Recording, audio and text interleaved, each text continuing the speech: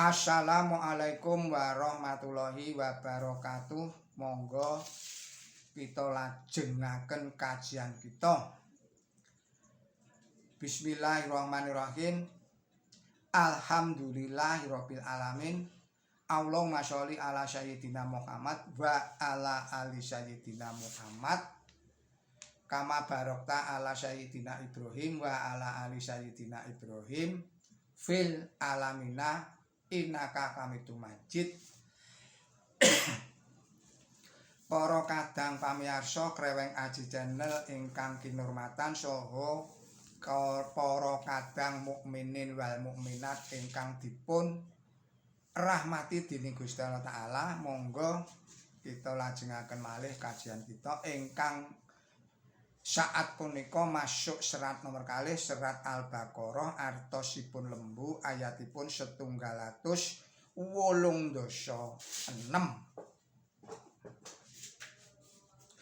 Kagem kadang pamirsa ingkang ing sapunika nandhang gerah, mugi-mugi Gusti Allah Taala enggal paring tombo paring usada, mugi-mugi enggal seger kewarasan malih. Kagem para kadang pamirsa ingkang ing sapunika saweg nandhang masalah ingkang berat ingkang rumit, mugi-mugi Gusti Allah Taala enggal paring solusi dalah margi ingkang sak sae-saenipun. Ugi dumateng para kadang pamirsa ingkang ing saat punika tanggap warsa, mugi-mugi Gusti Allah Taala paring yuswa ingkang panjang, yuswa ingkang barokah, yuswa ingkang manfaat. Dumateng para kadang pamirsa ingkang sampun paring subscribe, atensi tuwin koreksinipun kula ngaturaken gunging panuwun ingkang tanpa upami. Mugi-mugi Gusti Allah Taala paring dumateng kula panjenengan sedaya paring rejeki ingkang halalan, ingkang thayyiban, ingkang barokah, ingkang manfaat wonten ing donya lan wonten ing akhirat, ingkang kuwatah turah mbelawah. Mugi-mugi Gusti Allah Taala ugi paring pangayoman dhateng kula lan panjenengan sedaya saking sedaya godha rencananipun setan lan iblis, saking fitnahipun Dajjal Ya'juj wa Ma'juj, saking sakadhahing bebaya, lan ugi mugi-mugi Gusti Allah Taala tansah paring pangayoman dhateng kula lan panjenengan sedaya saking karsanipun tiyang-tiyang ingkang nggadhahi rasa iri benci srei jahil metakil. Monggo kita lajengaken kajian kita ing saat punika. Bismillahirrahmanirrahim. Wa idza sya'alaka ibadi ani fa inni qarib ujibu da'watal da'i idza da'an falyastajibu li wal yu'minu bila allahum yarsyudun. Sadaqallahul adzim. Artosipun atas asma Allah ingkang maha murah, ingkang maha asih. Lan nalikane kawula ingsun padha takon ing sira prakara ingsun, lah sayekti ingsun iki parek ingsun anyembadani panyuwune wong kang nyuwun yen anyuwun marang ingsun. Mulane kudune padha anyembadanana panguwuh ingsun lan padha angestuwa ing ingsun. Darapun utawi mugi-mugi padha angambah dalan bener. Moho leres Gusti Allah Ta'ala saha sabda-sabdanipun kateranganipun ing antawisipun mekaten. Katerangan sepindah lan menika mangke katerangan ugi cekap panjang. Sesambetanipun ayat punika kalian ayat-ayat nginggilipun tuwin ngandhapipun mekaten. Siam ingkang mengku nyegah sawarnaning awon punika nyelakaken manungsa dhateng tuing kasucian. Manungsa punika manawi saya celak kalian ingkang maha suci inggih saya ageng pangajeng-ajengipun panyuwunipun dipun tampi wonten ing ngarsaning Gustinipun. Mila dipun riwayataken Kanjeng Nabi punika manawi ing wulan Ramadan saya nyarempeng sembahyangipun sarta pandherekipun inggih dipun gregeti supados nindakaken ingkang mekaten kala wau. Hadis riwayat Muslim. Bab prakawis donganipun tiyang ingkang konjem andhepe tinarimah punika kasebataken kanthi cetha wonten ing ayat punika. Namung gegandhengan kalian bab prakawis punika kalih prakawis perlu kapengetan ing ngriki. Sepindah wonten ing raos menawi donga punika kathah kilap sakedhik radi wonten cengkahipun kalian pangeran sedaya kedah kagayuh kalian migunakaken sarana ingkang mikantuki. Milanipun raos punika lajeng nukulaken sagolonganing tiyang ingkang babar pisan boten ngakeni ing donyaning donga, nanging ugi mahanani wontenipun saweneh tiyang ingkang anggadhahi panganggep menawi sampun andedonga lajeng sampun boten betah ngecakaken sawarnaning sarana lair kangge anggegayuh sedyanipun. Panganggep warni kalih wau lepat sedaya sarta sulaya kalian piwulangipun Islam ingkang sejati ing babagan donyaning donga.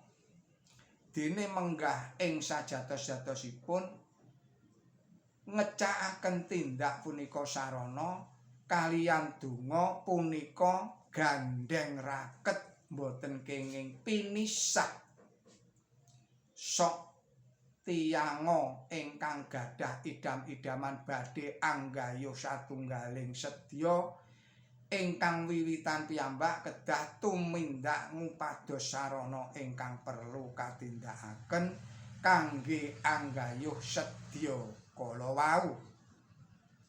Mekaten ugi piyambakipun kedah rekadaya ing sakiyat-kiyatipun murih angsal margi ingkang sakinten kenging anggayuh gegayuhanipun kala wau.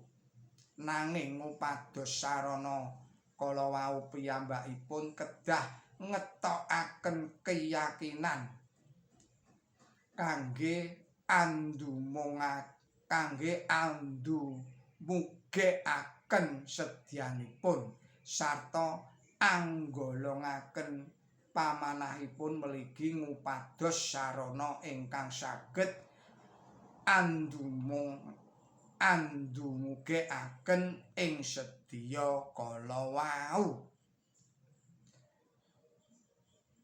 Ngeningaken cipta utawi ngencengaken tekad ingkang kados mekaten punika ing saweneh panyuraos kenging winastan donga.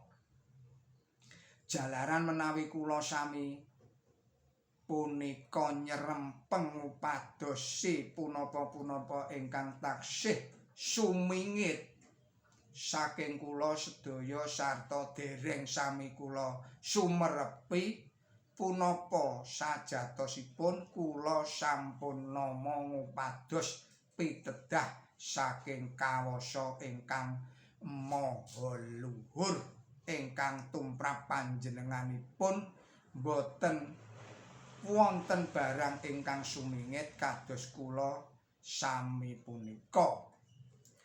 Sampun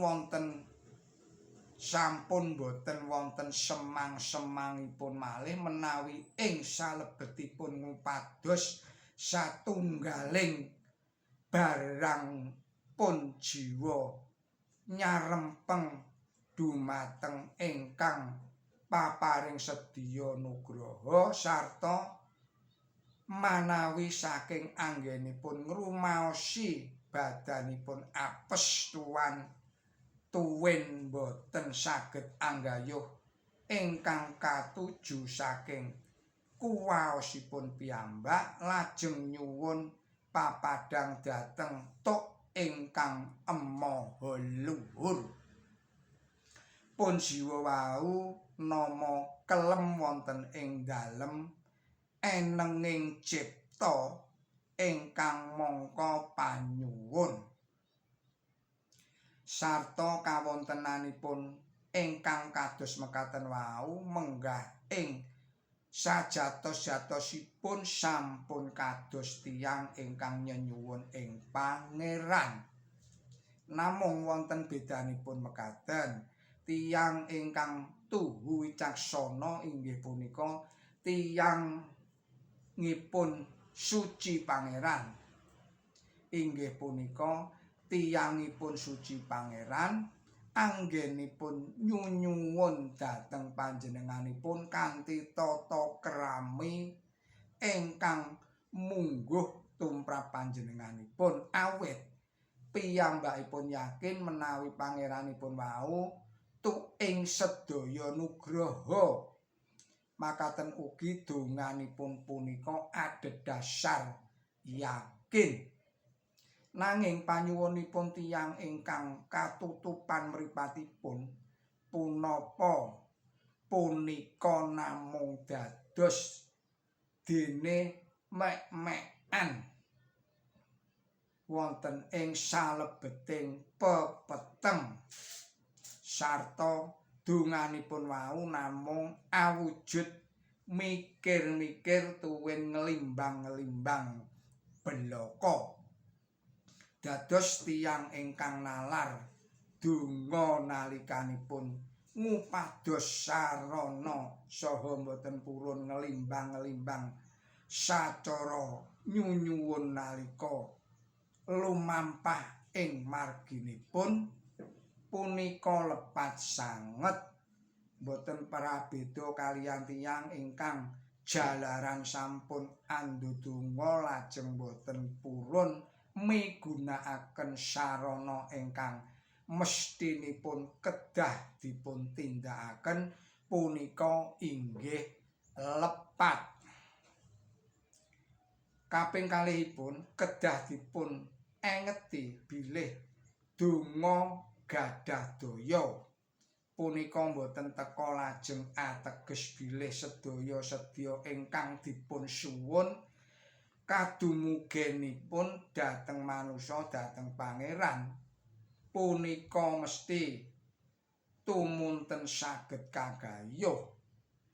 Bab punika sampun kacekakaken dening Quran suci piyambak mekaten marang panjenengane mestine panyuwunira banjur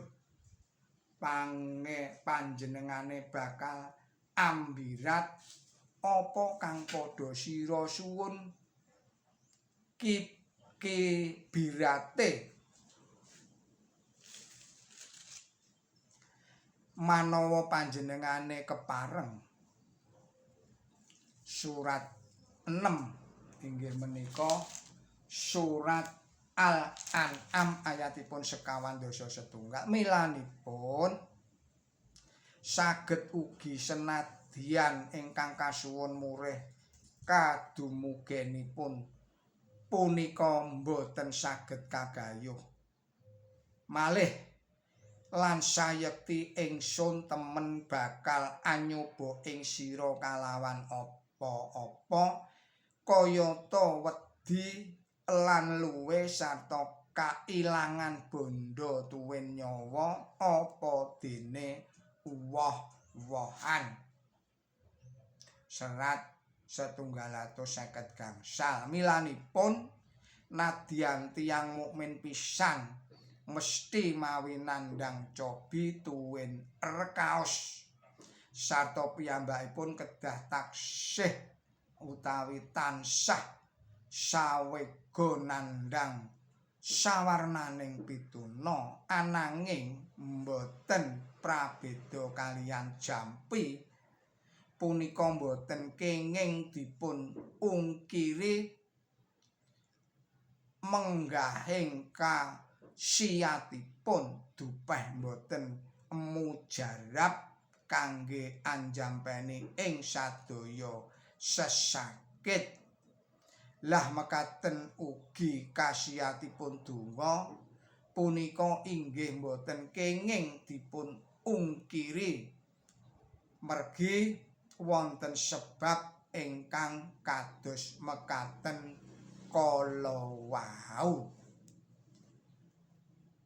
Para kadang pamirsa kereweng aji ingkang kinurmatan saha kadang mukminin wal mukminat ingkang dipun rahmati dening Gusti Allah taala kula pungkasi semanten rumiyin kajian kula panjenengan sedaya menika mugi-mugi sedaya punika saged ngiyataken iman tuwin takwa kula panjenengan sedaya dhateng Gusti Allah taala ugi mugi-mugi menika sedaya saged ngiyataken ilmu tuwin amal kesaenan kula panjenengan sedaya. Nyuwun pangapunten saking kasalahan kula ugi kakilapan kula billahi taufik wal hidayah ihdinas siratal mustaqim. Wassalamualaikum warahmatullahi wabarakatuh.